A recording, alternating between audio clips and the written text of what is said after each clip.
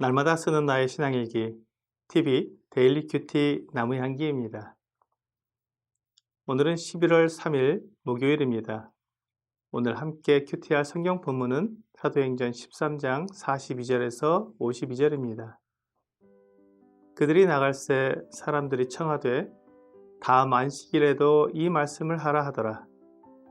회당의 모임이 끝난 후에 유대인과 유대교에 입교한 경건한 사람들이 많이 바울과 바나바를 따르니 두 사도가 더불어 말하고 항상 하나님의 은혜 가운데 있으라 권하니라. 그 다음 안식일에는 온 시민이 거의 다 하나님의 말씀을 듣고자 하여 모이니 유대인들이 그 무리를 보고 시기가 가득하여 바울이 말한 것을 반박하고 비방하거늘 바울과 바나바가 담대히 말하여 이르되 하나님의 말씀을 마땅히 먼저 너희에게 전할 것이로되 너희가 그것을 버리고 영생을 얻기에 합당하지 않은 자로 자처하기로 우리가 이방인에게로 향하노라.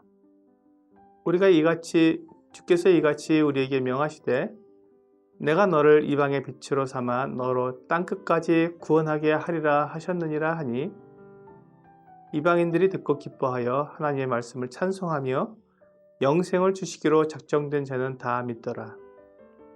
주의 말씀이 그 지방에 두루 퍼지니라. 이에 유대인들이 경건한 귀부인들과 그 신의 유력자들을 선동하여 바울과 바나바를 박해하게 하여 그 지역에서 쫓아내니 두 사람이 그들을 향하여 발에 티끌을 떨어버리고 이곳이온으로 가거늘 제자들은 기쁨과 성령이 충만하니라. 비시디아 안디옥 회당에서 안식일에 바울이 전한 복음은 참으로 놀라운 것이었습니다. 회당에 앉아있던 유대인들과 경건한 헬라인들은 지금까지 이런 복된 말씀을 들어본 적이 없었습니다. 유대인이든지 헬라인이든지 그들이 회당에서 배우는 모세의 율법을 지키려고 애를 써보아도 양심적으로 자신을 돌아보면 율법을 지키지 못하고 있다는 정죄가 있었을 것입니다. 모세의 율법이 하나님께서 주신 것이기 때문에 거룩하고 영광스러운 것임에는 틀림없지만 율법은 사람을 의롭게 하지 못하고 정죄합니다. 그래서 율법을 지키려고 애를 쓰면 쓸수록 외식할 수밖에 없습니다. 사람들의 눈이 있는 곳에서는 철저하게 지키지만 혼자 있을 때는 그 긴장감과 중압감을 벗어버리기 위해 자신을 방탕하게 둘 수밖에 없습니다.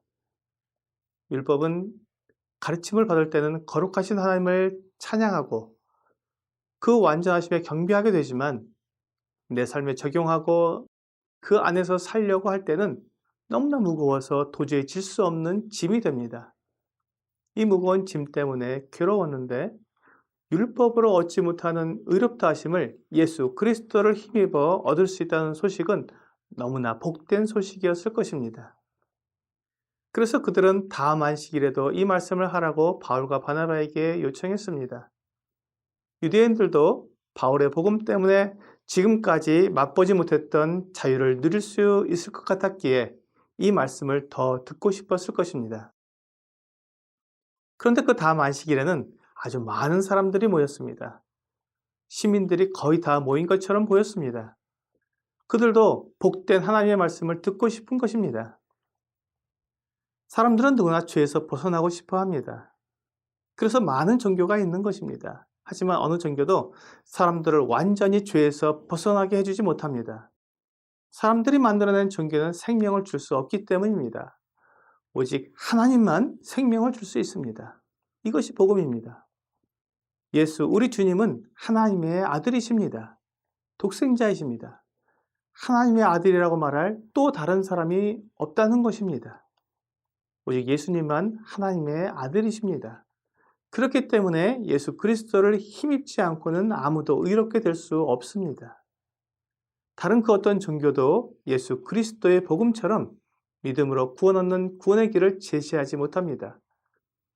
그들은 여러 가지 율법과 종교의식을 통해 경건의 모양을 취해보는 것뿐입니다. 피시디아 안디옥 사람들도 많은 우상과 이방신을 섬기고 있지만 여전히 죄에서 해방되지 못하고 죄책감과 죽음에 대한 두려움 가운데 살고 있었는데 바울과 바나바가 들려준 복음에는 하나님께서 약속하신 구원자가 오셔서 모세의 율법으로도 얻지 못하던 의롭다 하심을 그분을 믿음으로 얻게 된다니 이 복음은 정말 복된 소식이 아닐 수 없었습니다. 그래서 이 복음을 듣기 위해 아주 많은 사람들이 회당으로 모여든 것입니다. 유대인들의 이 모습을 보고 시기가 났습니다. 지금까지 그들은 모세의 율법이 가장 최고라고 가르쳤는데 모세의 율법보다 더 나은 복음이 오니까 사람들이 그리로 몰리는 것을 보고 화가 난 것입니다. 그래서 바울이 말한 복음에 대해 조목조목 반박하며 비방했습니다. 복음을 거절한 것입니다. 지금까지 그들이 쌓아온 것을 포기할 수 없다는 것입니다. 그들은 생명을 버리고 그 대신 율법과 예식과 자기들의 체면을 선택한 것입니다. 그리고 그것을 지키려고 복음을 반대했습니다. 바울과 바나바는 그들에게 너희가 하나님의 말씀을 버리고 영생을 얻기에 합당하지 않은 자로 자처하기로 우리가 이방인에게로 향하노라 라고 말했습니다. 유대인들에게 먼저 복음을 전해주었지만 그들이 받아들이지 않고 생명을 거절하기 때문에 그들과 달리 생명을 얻기 위해 이렇게 모여드는 이방인에게 복음을 전해주겠다는 말입니다. 유대인들은 자기들만이 하나님을 섬기며 하나님이 주신 율법을 가지고 있다는 교만함 때문에 오히려 하나님의 은혜의 말씀을 저버리고 생명의 주를 거절한 것입니다. 바울과 바나바는 이방의 빛이 되어 하나님을 알지 못하던 사람들에게 생명의 빛을 비춰주었습니다. 평생 죄의 굴레에서 벗어나지 못해 죄책감과 두려움 속에서 살던 사람들에게 생명과 소망의 빛이 비춰진 것입니다. 이 빛을 본 사람들은 믿고 영생을 얻었습니다. 많은 사람들이 믿고 구원을 얻으면서 복음이 두루 퍼져나갔습니다. 유대인들이 이것을 보고 화가 났습니다.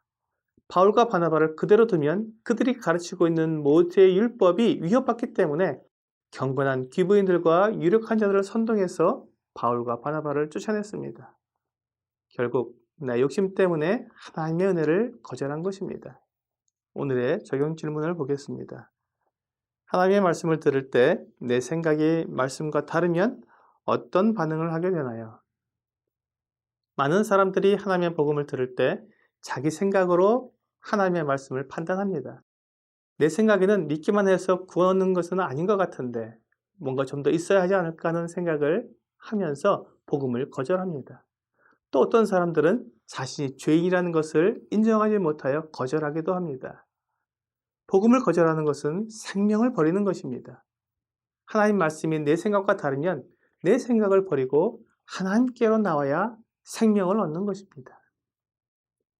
오늘 내 생각을 버리고 하나님을 대적하는 높은 마음을 버리고 하나님의 말씀에 복종하여 생명을 얻는 여러분이 되시기를 기도합니다.